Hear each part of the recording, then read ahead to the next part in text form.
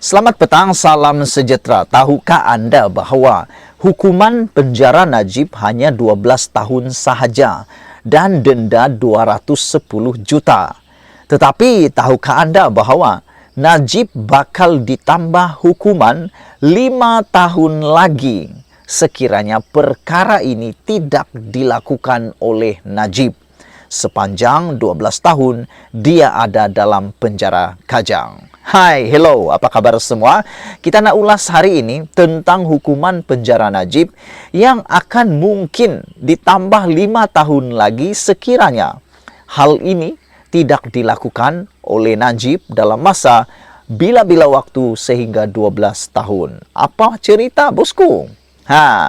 Najib sebenarnya telah didenda Rm210 juta dan beliau perlu membayar denda itu pada bila-bila masa sepanjang dia berada dalam penjara atau sepanjang dia dihukum. Apa jadi kalau Najib tak mampu bayar 210 juta? Jadinya mudah. Dia perlu ditambah hukuman 5 tahun lagi. Makna kata, kalau Najib jatuh miskin, tak ada duit lagi nak bayar 210 juta, dia perlu tinggal di dalam hotel pula, tinggal dalam penjara itu selama 5 tahun lagi, campur dengan 12, 17 tahun semuanya. Najib sekarang berumur 69, dia akan keluar daripada penjara lebih kurang dalam 85 tahun. Wow, itu sudah usia yang pada pendapat aku dah menjangkau senja. Aku tak fikir dia mungkin akan sekuat seperti Tun Mahathir Mohamad. Mampukah Najib untuk menjadi ahli parlimen lagi pada waktu itu? Aku pun tak pastilah. Tapi persoalannya hari ini, mampukah Najib bayar 210 juta itu pada bila-bila masa? Ramai yang tanya kepada aku, mampukah Najib bayar? Dari mana duit Najib nak bayar? Kerana seperti yang Anda tahu semua, akaun Najib telah dibekukan. Beliau hanya boleh mengeluarkan uang sebanyak 100 ribu sebulan. Sehingga kes mahkamah 1MDB-nya telah selesai atau rayuannya dipertimbangkan. Makna kata, dari mana Najib nak bayar Rm210 juta ini? Adakah Najib mempunyai simpanan 210 juta? Kalau ada, mengapa kerajaan tak jumpa kan? Jadi aku fikir, tak tahulah. Adakah tersisip-sisip di tepi bantal? Adakah tersisip-sisip di tepi gantang? Adakah tersembunyi-sembunyi di bawah tanah? Tak tahulah, aku pun tak tahulah. Yang tahu itu hanya satu orang, Rosmah Mansur.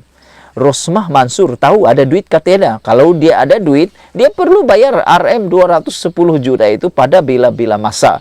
Itu pun kalau Rosmah ada duit. Tapi aku tahu Rosmah tu banyak duit. Duitnya mungkin tak ada, tunainya mungkin tak ada, tapi dia ada banyak barangan kemas. Barangan kemas, bagnya, kasutnya, bahkan bajunya yang mahal-mahal, boleh jual. Jual nanti cukupkah 210 juta? Aku pun tak tahulah. Harap-harapnya nanti cukuplah kan. Itu baru kes SRC internasional. Kena fikir lagi kes-kes yang lain. Termasuklah tuntutan LHDN tunggakan lebih daripada 1 bilion. Nak bayar dari mana duit tu? Jadi makna kata kalau Najib tak mampu bayar 210 juta atas alasan tiada duit lagi, nak bayar lagi tuntutan LHDN lagi, nak bayar lagi 1MDB dan sebagainya. Kalau dia didapati bersalah, Najib terpaksa tambah lagi 5. Terdapat ketidakpastian bila Najib dapat bayar Rm210 juta yang dikenakan terhadapnya dalam kes rasuah membabitkan penyelewengan dana SRC internasional.